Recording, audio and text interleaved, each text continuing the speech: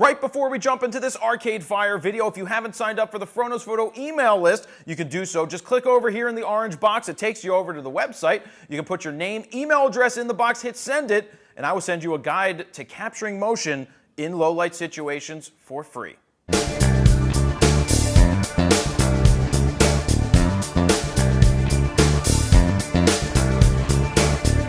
Jared Polin, PhronosPhoto.com, and what you're about to see is me in the photo pit shooting an Arcade Fire show, trying to break out the Nikon 200 to 400 VR in a pit. You're going to see why I was using it in the pit and why I wasn't shooting at the soundboard, which is why I had that big ass piece of glass. But you're going to see the first person shooter video of the entire set that we had to shoot. It was supposed to be 3 songs, but it wasn't. So this was one of the hardest shows I've ever had to shoot because of the way the pit was set up, how many photographers were there, and the way the lighting was, and also I was fighting this lens. So what you're gonna see right now is the first-person shooter video from the top of the camera shooting with the Nikon D4s. Let's get right to that and enjoy this video. All right, here we go. We're breaking this down. You can see we had to run right out there. There's the first 2 shots that popped up on the screen. You can see everything after. I'm going to analyze it. But we just ran out during, quote-unquote, the first song, which you'll find out became the second song. And you can see that the light on his face isn't even there. So converting it to black and white seemed to work the best for a lot of things. Right here, look. I mean, and we're going to see this when we analyze the images more. But the lights go on and off. So he goes from light to shade, the light to shade. And yes, I'm shooting in manual, so I do tweak that when I'm shooting. But even if you were in, say, aperture priority, well, if you're in aperture priority, all of these other lights in the background will throw everything off. But I still think manual is the best place to be. But look, there's no light in his face here because there's no frontal light. You can see all of the lights up above are pointing down at the stage. So anyway, I'm shooting here with the 24 to 70. Was the first lens I decided to choose. All of these other photographers are in the pit. You're fighting for space. I like to get my own spots as I get in there and I don't know, spread the space. So the images are not the greatest live shots in the history of live shots ever. And I saw an opportunity that the 24 to 70 wasn't wide enough, and I had to make a switch for lenses. So here I am getting into my airport navigator bag. There's Mike Zorny, or whatever he goes by. He shoots. He's out there right now with Springsteen. He was standing on my stool, but wasn't even open, so I was like tapping on his foot to do it. So here I am switching lenses, not afraid to switch lenses during a show. So I put the 14 to 24 on here, and again, it's dark, so take your time when making these switches. Put the lens cap back on the other thing, and now you got to fight for your spot again. So I just got into my spot, moved, there. We got, see, extra light in his face made him burnt out, but everybody else looks fine. And you can see that the blue light isn't the best light in the world. That's why converting to black and white was very effective in a case like this. But the only usable shots that I think I got throughout the gig were shots like this that were ultra wide. Obviously, when the camera's pointing down, I'm chipping. That's what I'm doing. So I got a couple wide shots, and now I attempt to make the switch. Well, Zorn's again on my stuff. Look at this. He's standing all over my stuff. But it's not his fault. There wasn't a lot of room in there to pick and choose. People ask all the time, why don't I shoot with multiple cameras in the pit? Because I don't like hanging the extra cameras off on my side. But now I'm switching off, and I like switching lenses. I like not being beholden to one lens or the other, or having to make a decision. Should I use this one? Should I use this camera? I want to do it right. Anyway, trying to get the 200 to 400 on in the dark is almost impossible. Well, it's not impossible. You got to find the lines. You got to line everything up. You got to rotate it in. No, this is not an iShoot Raw wristband ad. I wasn't having good luck here. Very dark, but I kept calm. I know I'm missing part of the song, but you can hear it click in when it does. And look at the size of this behemoth of a lens. Holy God. So I had to be careful not to hit anybody in the head. Stereogum guy here to the right. That's him shooting. Tight shot, not in focus. Very hard to get this thing focused. Use the VR, F4. I can push the limits of the D4s, yes. That's a little better, but I think if we check it out in the computer later, you're going to see that the microphone's in focus, and she's not. And with a lens like this, what's the point of shooting at 200, right? You want to shoot at 3 to 400 because that's the point. I would have just used a 70 to 200 2.8, which would have been a better option.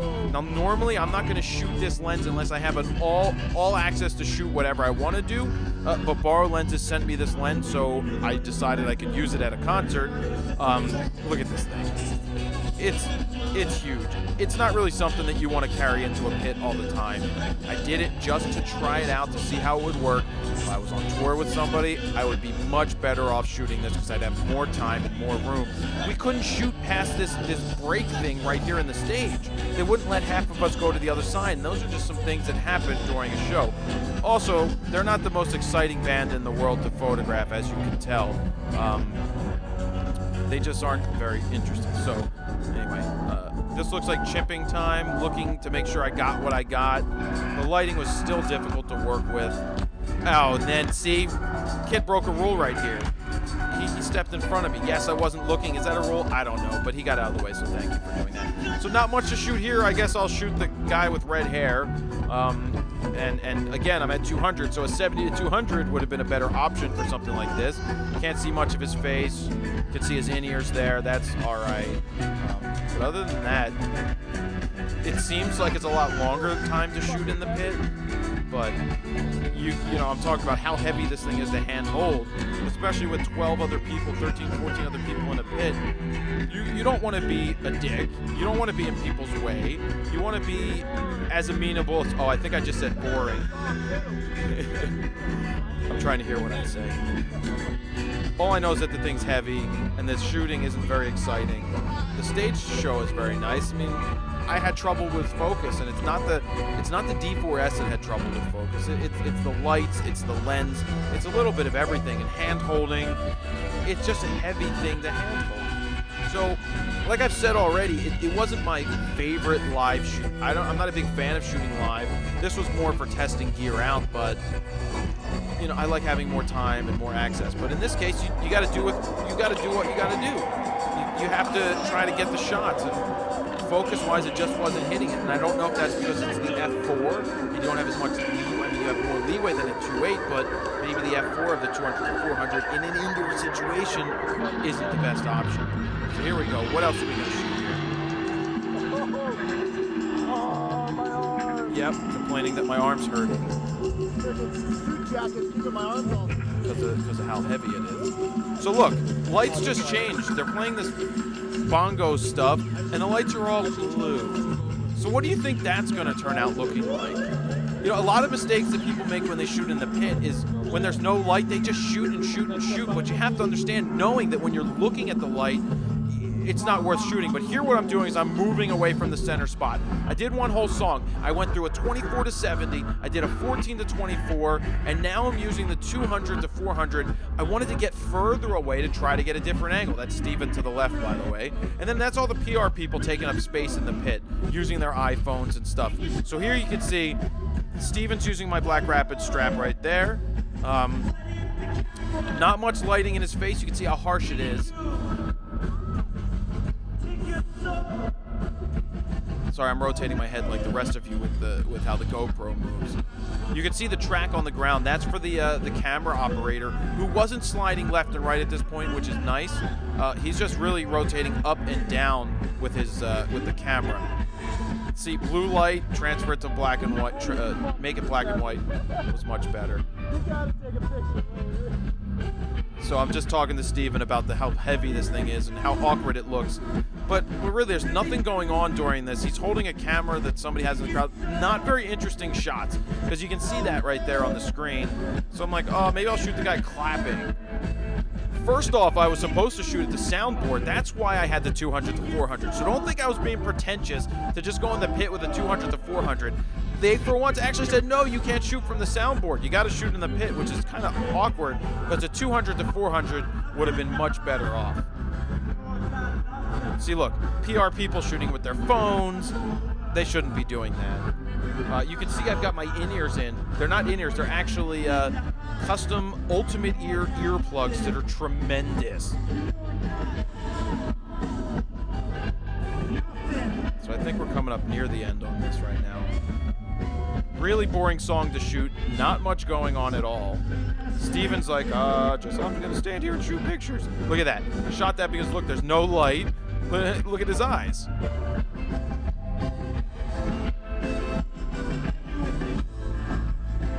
So, Like I said earlier, we were supposed to have 3 songs. And you can, I said supposedly the second song or first song, but we'll talk about that in a second. Last picture, I believe, right there.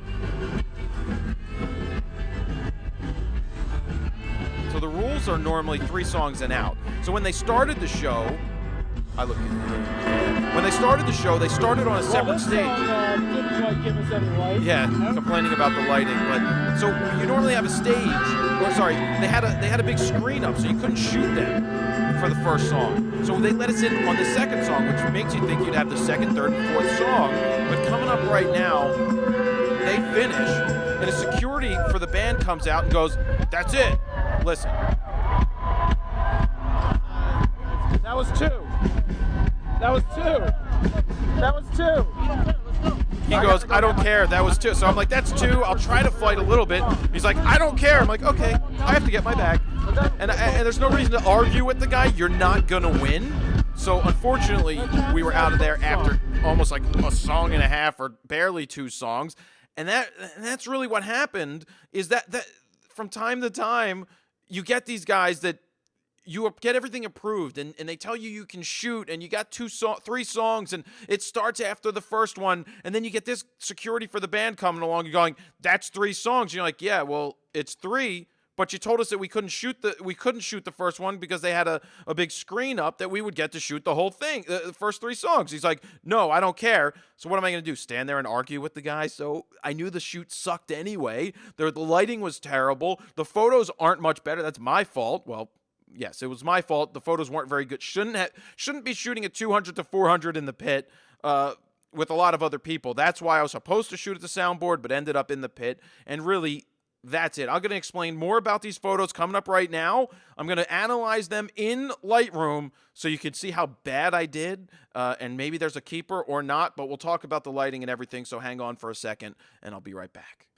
So here we go. Let's get to analyzing these Arcade Fire images that I was not too happy with from the pit. First things first, settings-wise, I didn't know what I needed to shoot at because we weren't in the pit when the first song started. So you kind of have to just set it, start shooting, and then figure it out from there. So my starting point was ISO 4000, 400th of a second at 3.2 with the Nikon D4s using the 24-70. I thought the 24-70 would give me the best opportunity to start off with to get some generic type images that I could do something with. So this is not a fantastic image by any stretch of the imagination. The exposure is pretty good. Holy God, we don't want to go that far in. We want to go 1:1. You know, the exposure's in, the color's fine, so this is all right. But then we move up to something like this, and one, it's a terrible picture, cutting feet off, not tight enough because I'm out at 70 millimeters on the 24-70. This is where a 70-200 is a much better choice. But look at my exposure on this. It's the same thing as before. Actually, it's 1/800th because the lighting kept changing on me very quick. Now look how far off I am. I'm 2 stops, almost 2.5 stops off, which is horrible. It's never, I'm very rarely that far off, but it's just the way the lights kept changing. Not just the lights, but in and out of shadow, because he's in shadow. Even if you're on auto ISO or aperture priority, it doesn't matter. You're still going to run into major issues when you get lighting like this, where nothing is hitting his face there. Same thing happened there. All right, so then I switched over to a 14-20, no, still 24-70. Not terrible, but again, over 2.5 stops off is horrible. See how it introduces all this noise and grain? I don't give a crap about that. That doesn't bother me that much. I mean, it doesn't. What bothers me more than anything is being that far off. But you could see that I've maintained a lot of quality in here. There's no noise reduction added at all. And it's a wide shot. Not much else you can do from the pit.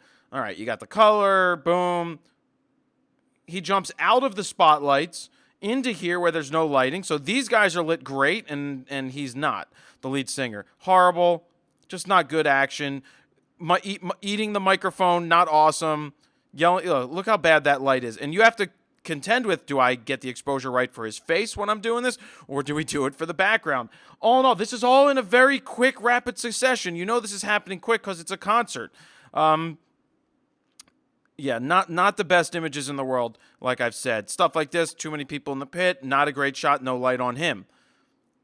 Same thing, 24 to 70, still shooting through. You saw all of these images pop up on the screen. I'll upload them all so you can analyze them yourself. I'll upload the full res because I don't care. Why not? Take a look at them, no watermarks. 14 to 24 to give me a wider shot of the band. Something like this is usable because now you see the whole stage setup. You have all of the musicians in it.